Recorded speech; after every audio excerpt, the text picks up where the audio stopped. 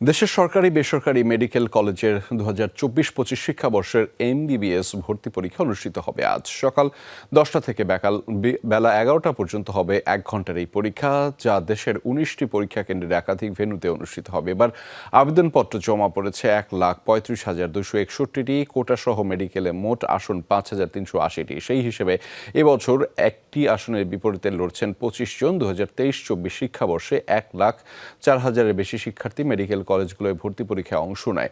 এবছর আসন প্রতি বেড়েছে প্রতিদ্বন্দ্বিতা। পরীক্ষার্থীদের সকাল 9:30টার আগেই কেন্দ্রে প্রবেশের করা সহ বেশ কিছু নির্দেশনা দিয়েছে স্বাস্থ্য শিক্ষা অধিদপ্তর।